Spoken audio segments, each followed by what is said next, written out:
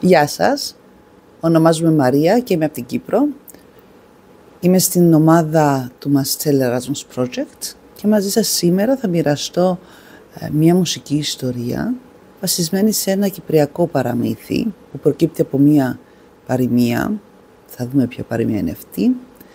Ο τίτλος είναι «Ο Χότσας και το γαϊδούρι του». Πάμε λοιπόν να δούμε την ιστορία. Ο φτωχός γείτονας, κουρασμένος τόσο πολύ μία μέρα, κατάκοπος από τη ζέστη, πήρε την απόφαση. Λέει, δεν μπορεί πια, θα πάω να ζητήσω από το γείτονά μου το Χότσα να μου δώσει το δικό του το γαϊδούρι.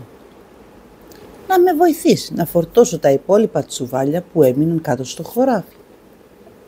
Έτσι λοιπόν πάει ένα πρωί ο γείτονας στο Χότσα και του λέει με μια τρεμάμενη και φοβισμένη φωνούλα, γιατί πραγματικά σεβότανε το Χότσα, αλλά το φοβότανε και λίγο που ήταν έτσι άρχοντας, πλούσιος.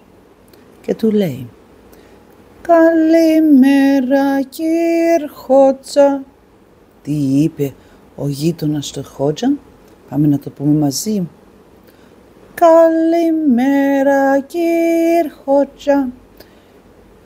Με το που τον ακουβλέπει ο Χότσα στο γείτονα, γυρνάει και του λέει, «Καλημέρα, τι θες?» Τι είπε ο Χότσας στον γείτονα του, έτσι δυνατή και επιβλητική φωνή, «Καλημέρα, τι θες?» Κι έτσι ο φτωχός γείτονας πήρε το θάρρος και του είπε, «Κύρ Χότσα, θέλω να μου δανείσετε το γαϊδούρι σας για να φορτώσω τα υπόλοιπα τσουβάλια που μου έχουν μείνει. Είμαι πάρα πολύ κουρασμένος και δεν έχω κουράγιο, αλλά ούτε και δύναμη να τα φέρω». Ο Χότσας βεβαίως δεν ήθελε να δώσει το γαϊδούρι του στο γείτονα.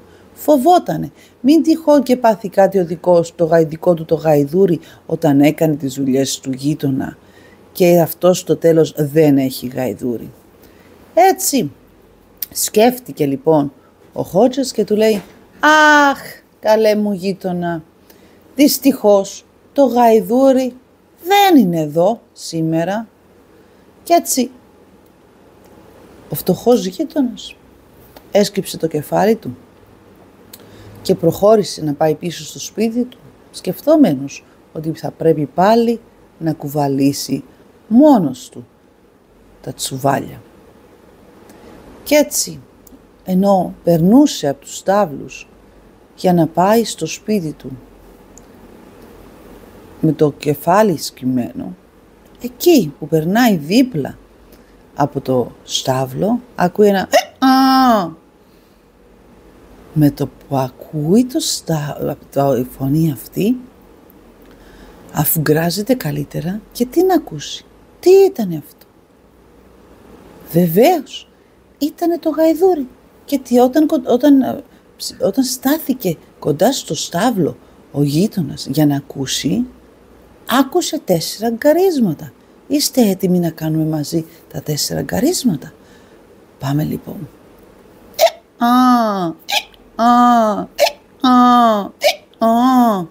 Πάρα πολύ ωραία. Με το που άκουσε ο γείτονας αυτό, ξαφνιάστηκε. Δεν το πίστευε ότι ο Χότσας τον κοροϊδεύε, αφού το γαϊδούρι το άκουσε. Ήτανε μέσα στο στάβλο. Ο γείτονας στάθηκε λίγο ακόμη εκεί, κοντά στο στάβλο, να σιγουρευτεί ότι αυτό που άκουσε ήταν πραγματικά το γκάρισμα του γαϊδάρου. Αφουγκράζεται λοιπόν, όχι μόνο γκάριζε το γάιδαρος, αλλά με το που πήρε χαμπάρι ο γάιδαρος ότι κάποιος στεκόταν έξω από το στάβλο, ξεκίνησε κιόλας να κλωτσάει τα πόδια του.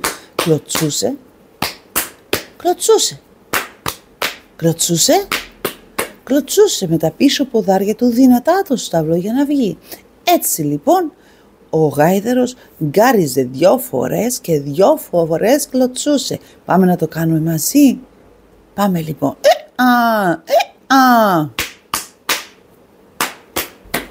Άλλη μια φορά.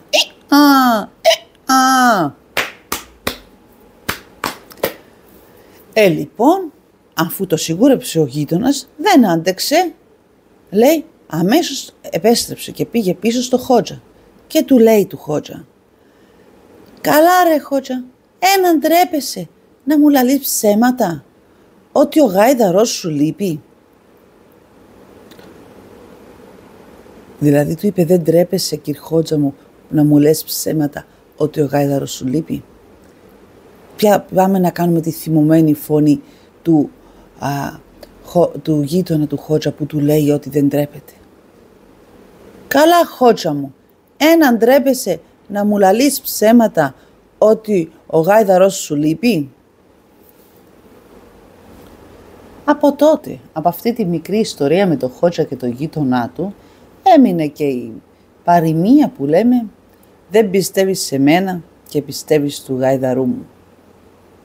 Ελπίζω να σας άρεσε αυτή η ιστορία από την Κύπρο και περιμένετε για τις περισσότερες ιστορίες μας. Γεια σας! Ο Χότζας είδα δείξε να είναι εξαφνιασμένος και του λέει «Καλέ γείτονα, δεν καταλαβαίνω τι είναι αυτά που λες». Ο γείτονας αφού γκράστηκε καλά και άκουσε το γαϊδούρι να γκαρίζει και σταμάτησε να μιλάει. Άκουσε για λίγο από μακριά. Άλλη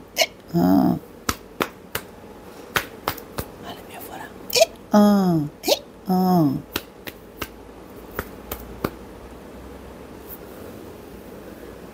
Και με το που άκουσε και ήταν σίγουρος ότι τα άκουσε και ο Χότζας γυρνάει στο Χότζα και του λέει «Κυρ Χότζα, τι ακούω?»